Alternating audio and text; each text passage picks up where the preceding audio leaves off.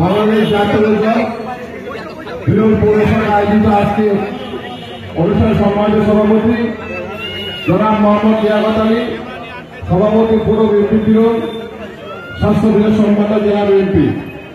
প্রধান অতিথি হিসেবে তিনি আমাদের মাঝে উপস্থিত হয়েছেন বাংলাদেশ জাতীয় দল দিনাজপুর জেলা শাখা সম্মানিত সংগ্রামী সভাপতি অ্যাডভোকেট মোহাম্মদ বিলাল ভাই, সাবেক উপজেলা চেয়ারম্যান, সাবেক ইউনিয়ন চেয়ারম্যান, বিশেষ অতিথি উপস্থিত আছেন জনাব মোহাম্মদ মোকাররম হোসেন ভাই, সিনিয়র সহসভাপতি বাংলাদেশ জাতীয় দল দিনাজপুর জেলা শাখা। উপস্থিত আছেন জনাব মোহাম্মদ খালেকুজ্জামান ভাই, সহসভাপতি জেলা বিএনপি দিনাজপুর। বক্তব্য রেখেছেন জেলা বিএনপির সংগ্রামী সাংগঠনিক সম্পাদক জনাব মোহাম্মদ আমিনুল ইসলাম মুন্না, বক্তব্য রেখেছেন দপ্তর সম্পাদক জনাব আখতারুজ্জামান ভাই, দপ্তর সম্পাদক। বক্তব্য রেখেছেন মাসুদ হাসান মাসুদ, আহ্বায়ক বাংলাদেশ জাতীয় যুবদল। ভারতের পলায়নের পতনের মাধ্যমে আজকে বাংলাদেশ জাতীয় দল আজকে এই অবস্থায় এসেছে। তাই বাংলাদেশ জাতীয় দলকে বিএনপিকে সংশোধিত করার জন্য আমাদের নেতা জনাব তারেক রহমান যে সময় সুদূর প্রবাস থেকে লন্ডন থেকে বাংলাদেশকে তোমরা 5ই আগস্টে জুলাইয়ের আন্দোলনের নেতৃত্ব দিয়ে বাংলাদেশ জাতীয় দলকে সুসংগঠিত এবং সঠিক দিক নির্দেশনা, সঠিক পরামর্শ এবং তিনি বাংলাদেশকে একটি সঠিক পথে নিয়ে যাওয়ার পরিকল্পনা করেছেন। ঠিক সেই সময় আজকে বাংলাদেশে আমাদের নেতা ও সম্মানিত নেতা জনাব তারেক রহমানের নামে আমাদের দেশে আজকে বাংলাদেশে তার ভার অক্ষুণ্ণ করার জন্য অনেক দল, অনেক ভুলপুর সংগঠন আজকে হয়ে পড়েছে। আপনারা এই ভুলপুর সংগঠন থেকে সাবধান থাকবেন, তাদের থেকে আপনারা সাবধানে চলাফেরা করবেন।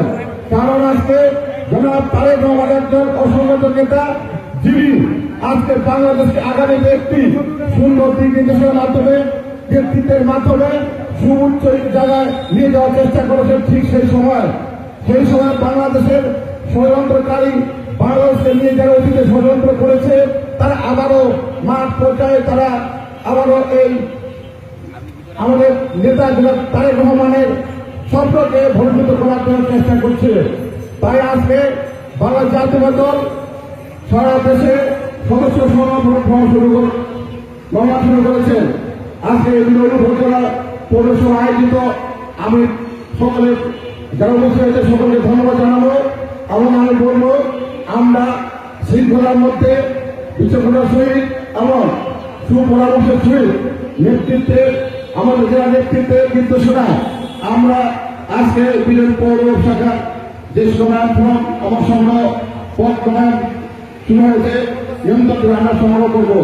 আমরা এখানে আমাদেরকে সতর্কতা অবলম্বন করতে হবে। কারণ আমরা দেখেছি বাংলাদেশ জাতীয় দল বাংলাদেশের মধ্যে দক্ষিণ এশিয়ার মধ্যে সর্ববৃহৎ একটি রাজনৈতিক দল।